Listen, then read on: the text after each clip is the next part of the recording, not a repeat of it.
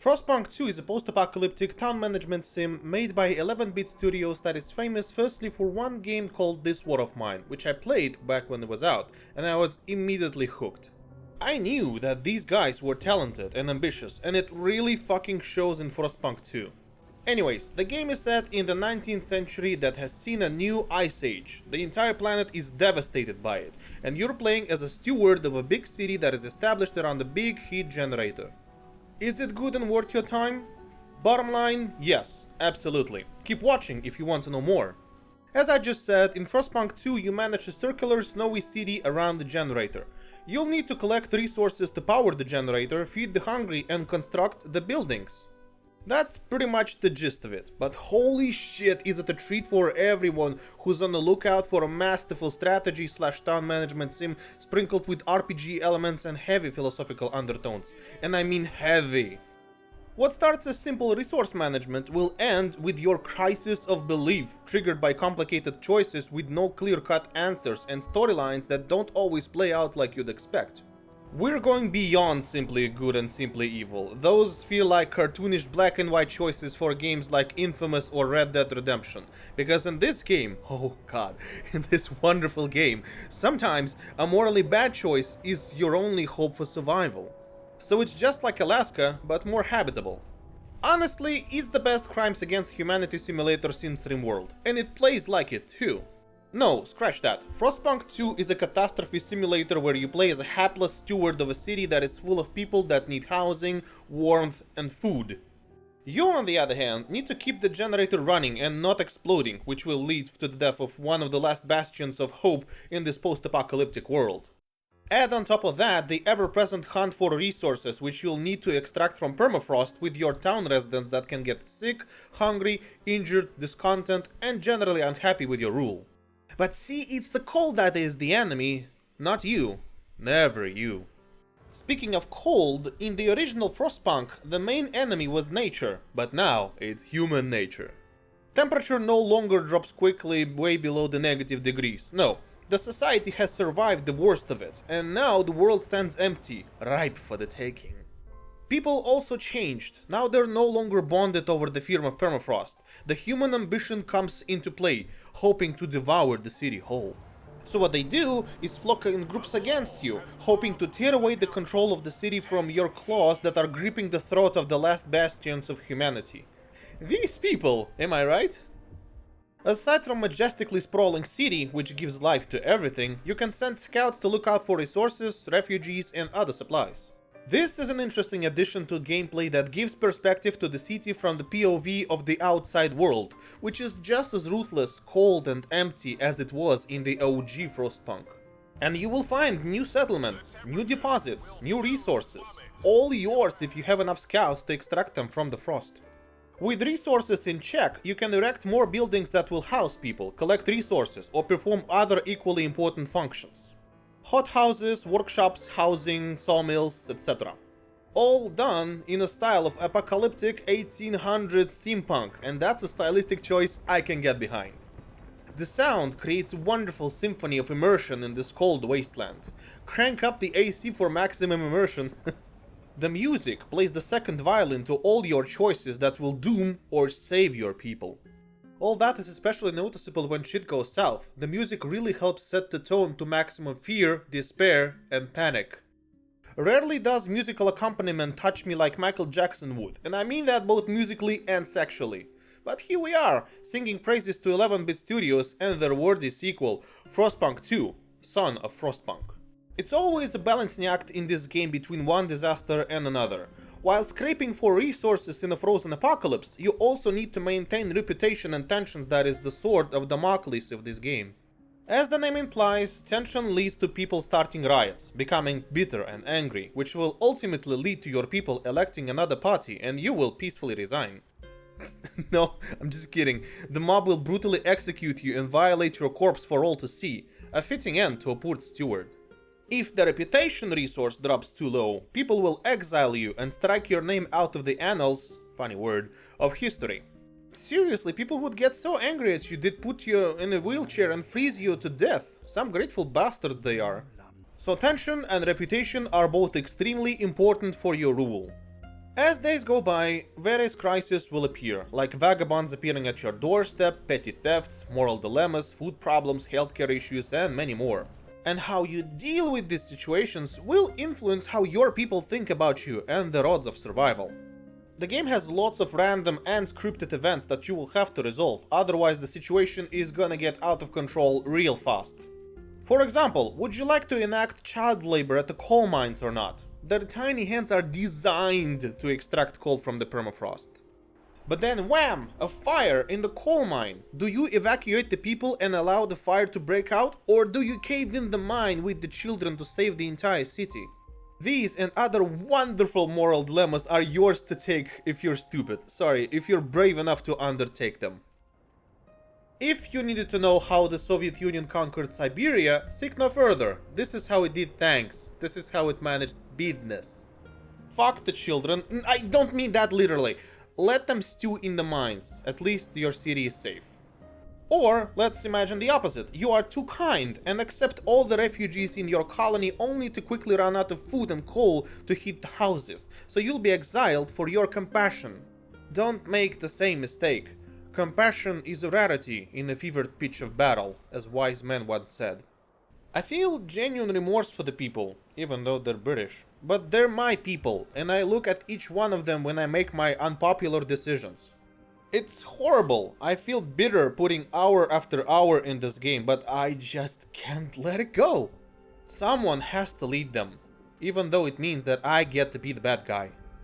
But you're not alone on your path to power now. Citizens can and will form communities and factions, which follow the old adage of you can't possibly please everybody. And if you decide to play favorites, that's even worse, because the other factions will quickly notice that and tear you to pieces with their collective might.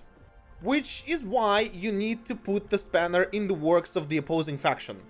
Build prisons, do crackdowns on the faction, exile them, demolish them, destroy them.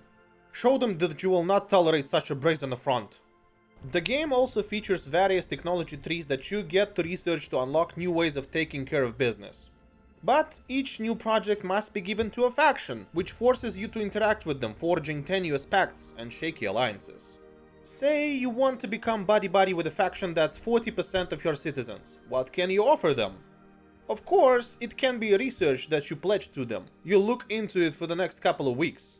It's like you promise your colleague that you will watch Chernobyl and you even have a paid Netflix account, but then, well, there's Gillian Anderson jerking off a cucumber and all plans go out the window.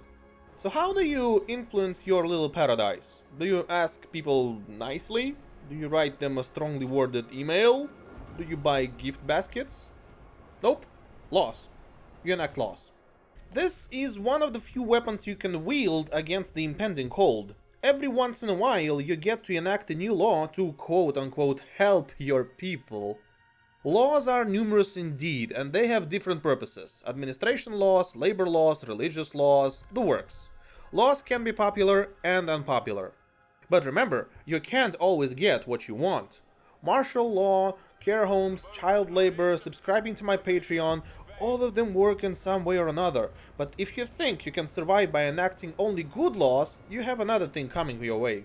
Your ability to make moral choices is based on your ability to manage resources. In my playthrough, I made tons of bad moral choices because I felt I had to make them.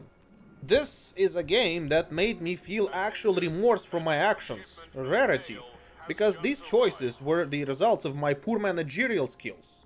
I felt sad because I couldn't be a better leader for my people.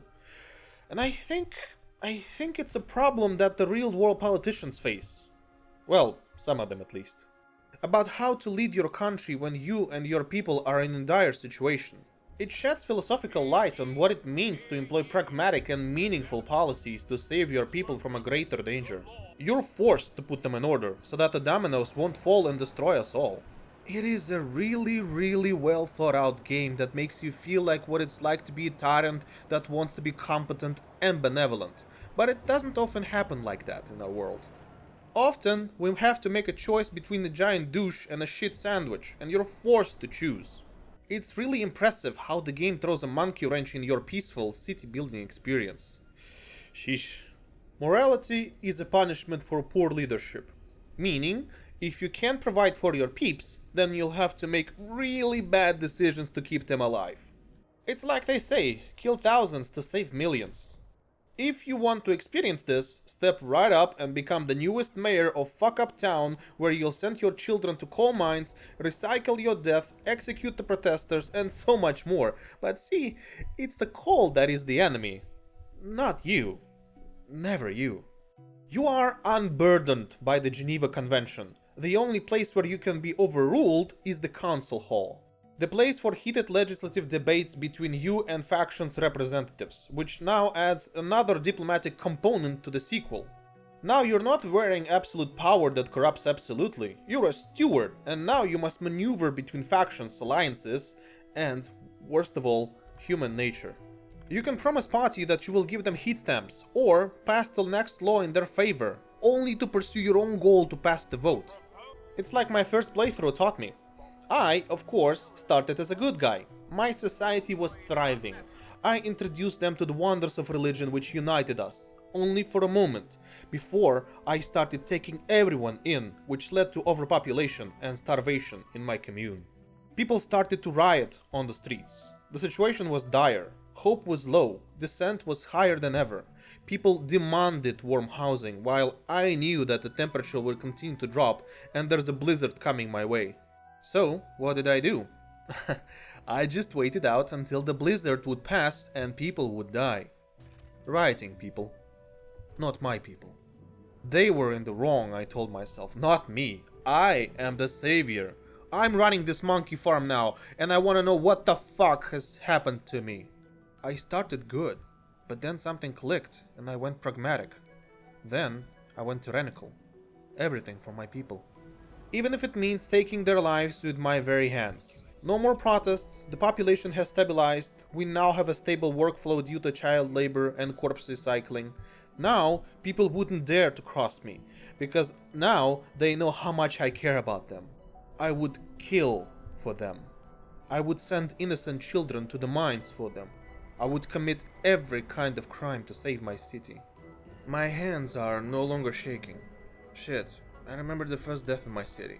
I felt like an absolute trash of a steward. I wanted to start over, to be better, to find a way to rectify the situation, to make amends to my city.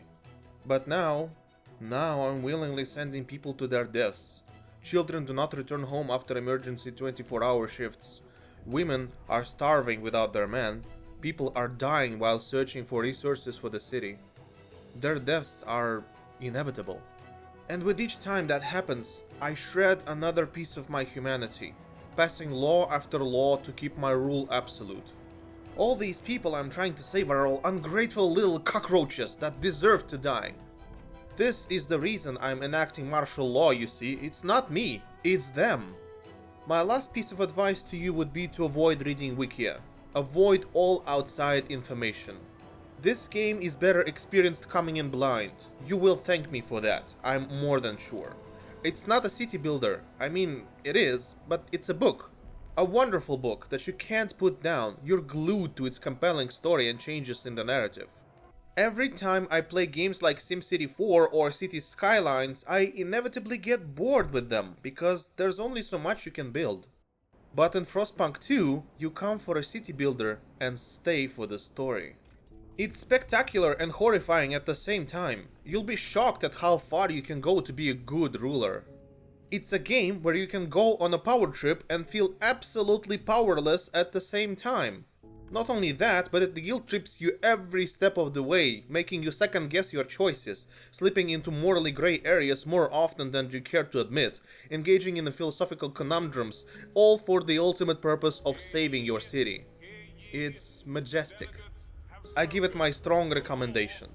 Similar to This War of Mine, Frostpunk 2 is extremely bleak in its atmosphere, where it asks you to make unpopular decisions to save the last bastion of humanity. Prepare to lose a lot, because the learning curve is real. The end game will push you to the limits, but due to the sunk cost fallacy, you're in too deep already. You need to see this thing through. The city must not fall, even if it costs you your humanity. It's a tragic story, to be sure, and I wouldn't even call Frostpunk 2 a city builder game. It's an interactive story first and foremost. Just like this war of mine was meant to tell us a story, a painful and bitter story of war, Frostpunk 2 is meant to tell us a story of greed, power struggle, human nature, and how ends justify the means. Go on, try to save the city. See how much they'll hate you for it. This is the place where narrative fabric is woven even to the city management sim that makes you feel like Caligula or Ivan the Terrible, where you save your people with one hand and strangle them with the other. There is no clear winning per se, you can just lose less. You feel bad both when you don't meet your goals, or when you meet them, you will be overwhelmed with guilt if you choose to walk the hauntingly beautiful path of Frostpunk. It's disturbing and will test your psyche to the mournful music that's clearly anticipating your fuck up. But then again, it's a game about world ending. What did you expect? And speaking of ending, the game has an ending, and you can certainly reach it. But don't you fucking dare thinking you can do so easily and beautifully without breaking a few eggs. At first, I thought I could prosper. Then, I thought I could survive. Then, I thought I could probably make it another season. And then, after all is said and done, the game ended. And it asked me, Vlade, was it worth it? You have sunk so low. You have done truly some fucked up shit. You've gone maniacal, brutal, tyrannical, all in one go.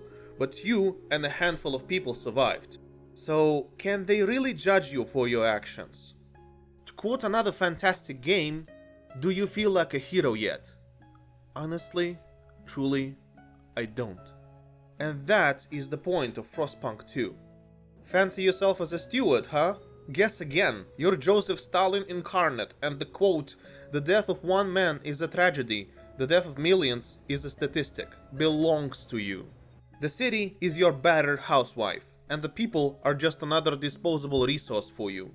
But see, it's the coal that is the enemy, not you. Never you. Thanks for watching.